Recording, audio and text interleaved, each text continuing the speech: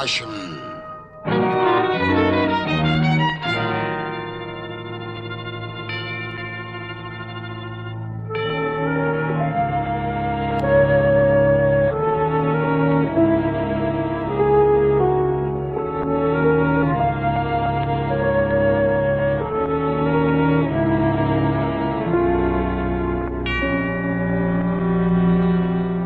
New Orleans. What does it suggest? That is, besides shrimp Creole, Jean Lafitte, and the broad girth of the Mississippi rolling into the sea? There are legends in New Orleans, strange legends, one of which you'll hear in a moment in the story of the Peacock Screen, starring Annabella as Yvette. When you hear it, you'll no doubt search the innermost recesses of your soul for the true meaning of the word obsession.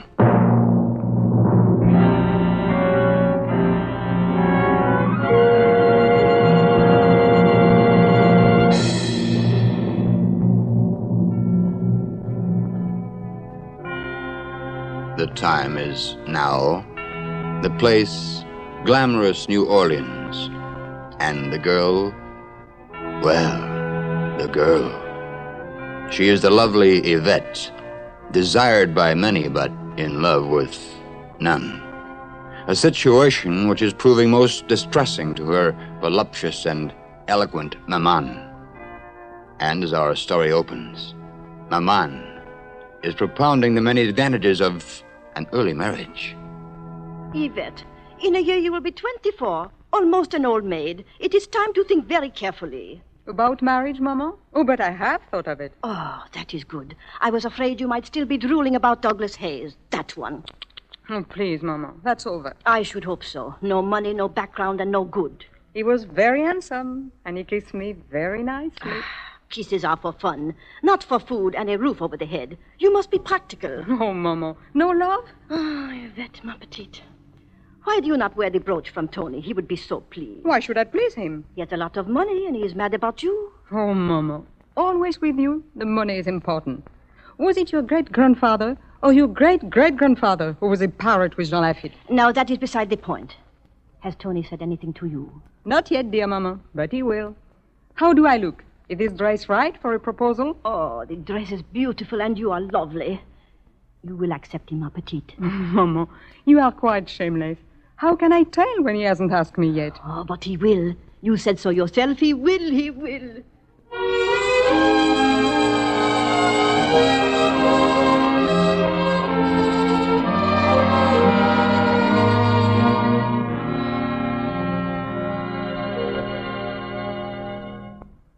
You're so lovely, Yvette. I'm almost afraid to touch you. Why, Tony? Because you look like something that should be put up on a pedestal and worshipped from afar. Nonsense. I'm very human. I don't believe it. You know, I want very much to put my arms around you, but I'm afraid. Afraid? Of what? That you'll vanish into thin air and it won't be true after all. Why don't you try it? Yvette. Darling, Yvette, you've got to marry me. Just because I kissed you? Because I love you and you love me, and you couldn't have kissed me the way you did just now if you didn't love me. Will you marry me, darling? Of course, Tony. I think it would be very nice.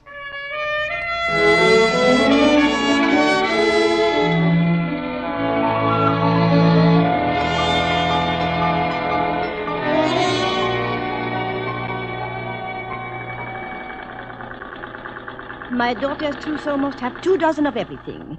I was married when I was 15, Celeste. And on my petticoats even there was real lace. But, Madame, since you were 15, there is a new time. No petticoats. And so, where can one sew the lace on nothing? Use your imagination, Celeste. For the bride, nothing is more important than lace.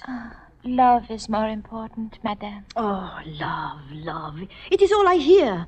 Sew some lace on love, then. How does it look? Don't be a fool, Celeste. You are too old for nonsense. Hello, Mama. Oh, Yvette, you are so late. No consideration. I'm sorry, Mama. I went to see Mickey Mouse, and he's so cute. You should see it. You see, Celeste. She is seeing Mickey Mouse, and I am thinking about the veil of my grand-mère. Now, will you have it draped back? or falling before the face? Any way you like, Maman. I do not care. You do not care. Look, I was mad with excitement weeks before my wedding. I knew to a fold how I wished the veil to fall. And I was but 15 years old. Dear Maman, that does explain so much. Well, I knew what I was doing. And so do I. Come, Celeste. Let us get on with the fitting.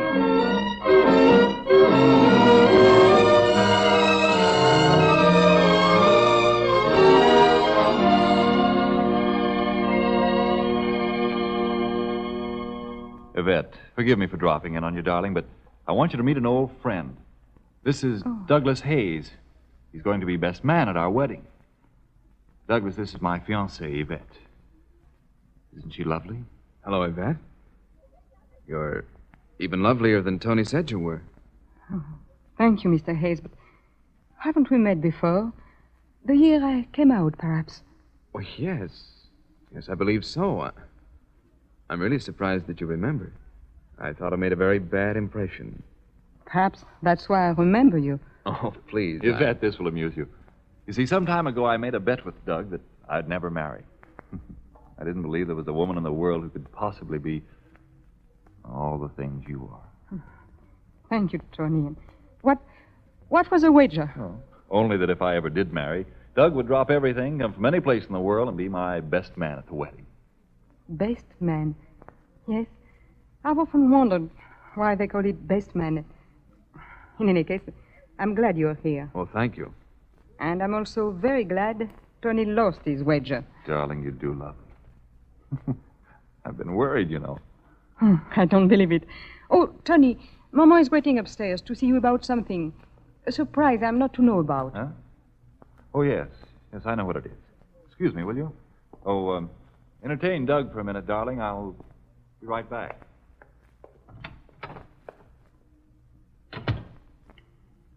You haven't changed, Douglas. Oh, Yvette, you're lovelier than ever. Did you expect me to waste away because you left without saying goodbye? I couldn't explain then, darling, but I can tell you now. It isn't really necessary.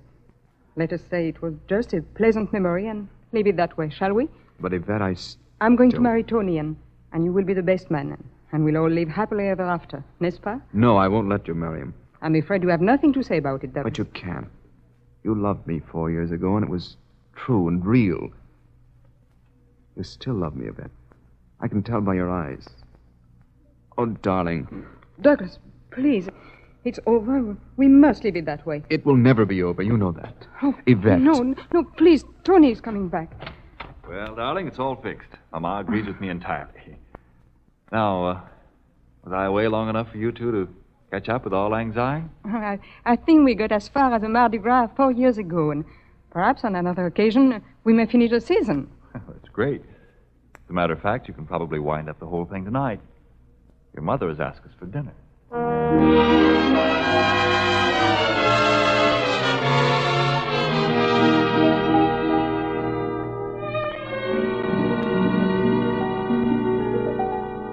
Yes, that's really what happened. But that is too amusing. How the poor man must have suffered when he learned his mistake. Oh, I don't think he suffered too much. I left a substantial tip. Money heals a lot of wounds. The ancients, too, believed in the healing properties of gold. It's interesting how that, along with other beliefs, has survived to the present day. Like the asphyllita bags mothers used to hang around their youngsters' necks to ward off contagious diseases. I had one. I remembered it smelled of high heaven. But yes, it is very good. Mama, she is very superstitious. For instance, that lovely peacock screen before the fireplace. She will not have the peacock's tail turned towards the room. But what harm would that do? It is very bad luck. Someone would become jealous. Now, there you have a very definite link with the old lore. You see, I know what I am saying. Well, of course you do, but now that I know how you feel about peacocks, I'm almost afraid to give Yvette her wedding present. But I suppose I'll have to take a long chance. Here you are, darling. Please like them. Oh, my. What beautiful clips, Tony. Tony, they are too lovely. Nothing's too lovely for you. You see how the tails of the peacocks form the clips? Let me put them on for you. Well, after all, the best man should do something to deserve the honor. Here, Yvette. I don't think I will wear them now. I'll look at them tonight and wear them tomorrow to the opera. Well, just as you wish, darling. Although I was anxious to see them on you. Oh, please, don't misunderstand me, Tony. They are beautiful, and I'm most grateful to you, believe me. Only, I'm sorry, but I don't feel at all well. Yvette, you're shaking. Are you ill? Oh, ma petite. Why didn't you tell me? Tony, I do think Of perhaps... course. We'll go right away. Take care of her, Mama. Good night, Yvette, my dearest. Good night, Tony, and thank you for understanding. I love you, remember? Come along, Douglas. Good night, Yvette.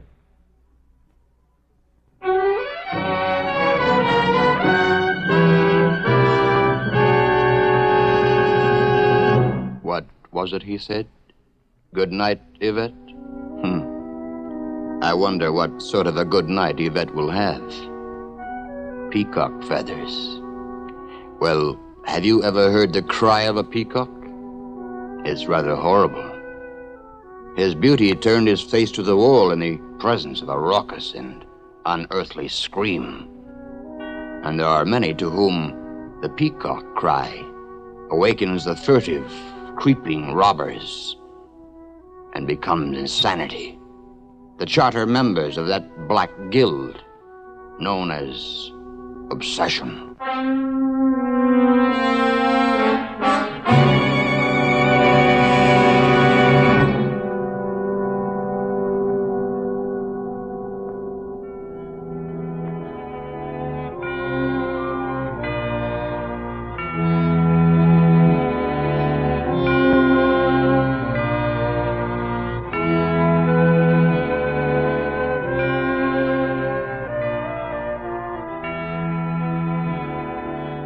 An old romance in the form of Douglas Hayes has returned to jeopardize the happiness of Yvette and Tony. It is now the following evening, and Yvette has recovered sufficiently from her illness to attend the opera. As our second act opens, they have returned home, and Tony, at a loss to understand Yvette's strange behavior, is saying, Is there anything wrong, Yvette? Have I done or said something that displeased you? No, Tony. You have been most kind, as always. Yes, but something is different. Well, I know Manon is your favorite opera, but I've never before seen you so overcome by it. I'm tired, I suppose. So many parties, so many people. Like Manon, my life has been a little too gay lately. Poor Manon. I always weep when she dies. You're an adorable little girl. Hope you feel well enough to rehearse the wedding ceremony tomorrow. I'll be all right. I promise you, Tony. Good. Go to bed now, darling. Good night, my dear. Good night, Tony. Till tomorrow, then.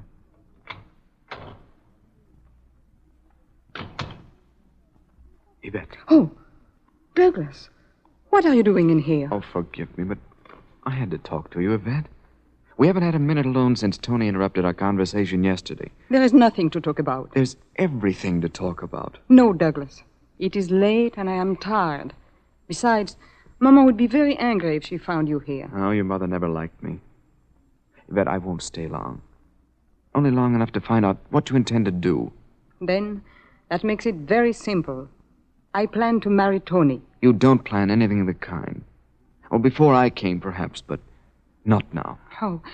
How can I convince you? You can't. Because I know you'll love me. You don't love Tony. Your ego amazes me. It isn't ego. It's something I know. Something I knew 4 years ago. And ran away from? Don't forget that, Douglas. Well, I thought I was doing the best thing for both of us. Oh, dearest, if you're the same Yvette who loved me 4 years ago, you couldn't love Tony. And why not? Tony's fine and thoughtful and... Can he kiss you like this? Oh, no. Oh.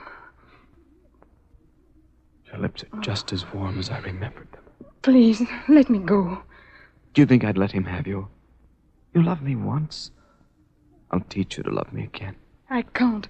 Oh, I mustn't. Please, Douglas, if you love me, let me go. Yvette, what is the meaning of this? Well, we were just saying good night. Just good night, with Yvette in your arms. Mama, And you, Yvette, if you have no consideration for me, at least you should consider your promise to Tony. And if you, madame, had any consideration for Yvette's feelings and her happiness, you'd release her from this ridiculous promise and let her come to me. Yvette's happiness is my happiness. Do you think I want to see it destroyed by you? Maman. Yvette, are you still in love with this man? Maman, please. I don't know. Yvette, darling. If you are foolish enough to fall in love with him again, you will be sorry the rest of your life. And if I do not, I may regret that the rest of my life. Yvette, dearest. I saved you once from this man, Yvette. This time, Maman, you can do nothing. I must find out for myself whether it is Tony or Douglas that I truly love. I'm sorry, Maman. But if you try to interfere, I will go away from Douglas. Tonight. Yvette, darling. Come with me now. No, Douglas. I must have time to think. There must be no mistake. It is too important. I will see Tony tonight at the rehearsal. And then, tomorrow I will tell you, one way or the other. All right, darling. Till tomorrow, then. I love you, Yvette. Always remember that.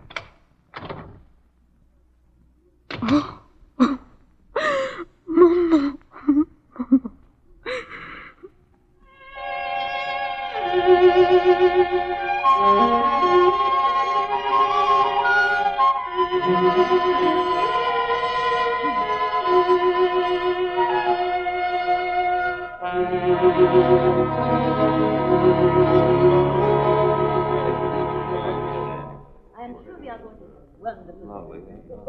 It is so exciting. The rehearsal is about to start. But you are shaking, Miss Yvette. It is the nervousness, no? I'll be all right, Celeste. It's just as you say. I am nervous. Oh, they are waving to us. It is time to begin.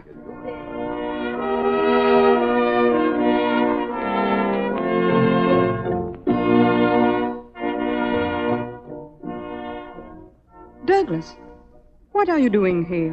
Where is Tony? Well, he couldn't come. Do you mind, Yvette? Certainly I mind. What are you doing in his place? Tony asked me to stand in for him. I don't believe you. All right. Shall we stop the rehearsal? Oh, no. No. Oh, I don't know what to do. Are you still going through with this tomorrow? After kneeling here beside me, where you really belong? Please, Douglas. You can still escape, darling. Stop it, Douglas. You can't stop your heart. You know you love me. Oh, I can't stand it. Oh, what is it, please? Oh, mon petit. I can't stand it anymore. Let me go. Let me go. Where's she going?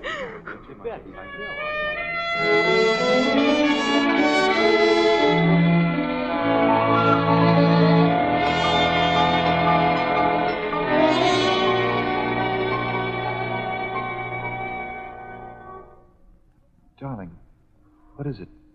You're so pale. You better rest a little. No, I'll be all right. You mustn't worry, Tony. But I am worried, dearest. Oh, you aren't upset because I couldn't come to the rehearsal. Is that it, Yvette? Oh, no. No, it's... Tony, I must tell you something. Oh, I'll get it. You stay there by the fire. Oh. Hello, Doug. Hello, Tony. Yvette, how are you feeling? better.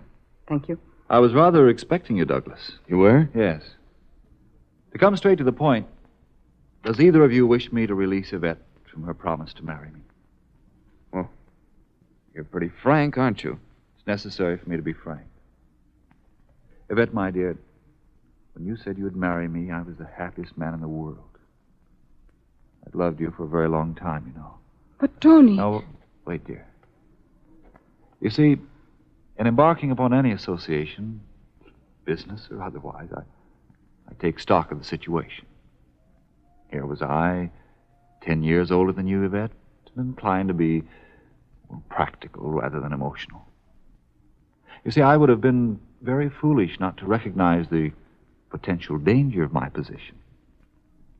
What if, after we were married, some younger man should come into our lives and take you away from me? Wouldn't blame him, and I certainly couldn't blame you. Tony... You see, darling, I knew about your romance with Doug. And I also had known Doug in the East rather well. Well, Tony? Don't be impatient. I had to know if Yvette's infatuation for you was definitely over. That's why I asked you to come out to the wedding as my best man. I wanted you two to see each other again and decide for yourselves so there could be no unhappiness for any of us later on. Didn't you take a great deal for granted, Tony? So you tricked us, did you? You knew about Yvette and me all the time and didn't say a word. You went behind our backs and made fools of both of us. You're making rather a fool of yourself right now. Why, you... Oh, no. Oh, please, Tony, Douglas, stop. Please. Oh. Still lead with your chin, eh, Doug? Sorry, Yvette. I'll see if I can have your mother's screen repaired. The screen is nothing, but perhaps the peacocks do cause jealousy and suspicion. As for Doug, I want you to know that if you love him, I won't stand in your way. You're too generous, Tony.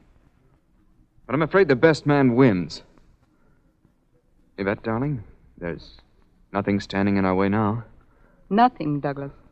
Nothing but the decision I promised to give you tonight. But, Yvette... I've something to say to both of you.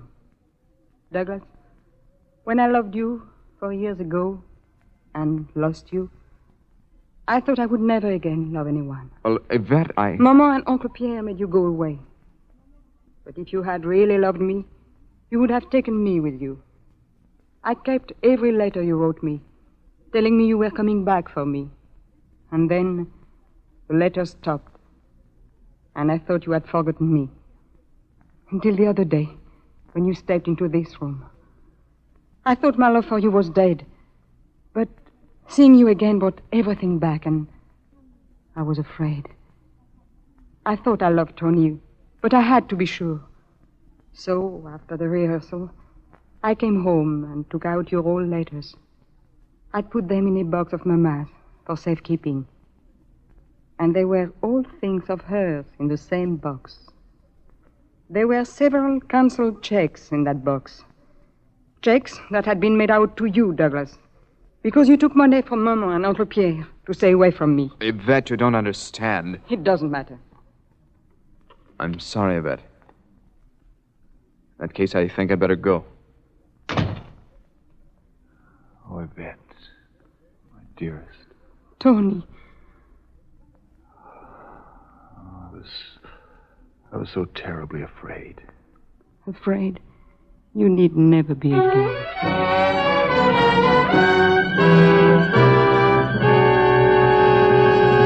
You have been listening to Obsession.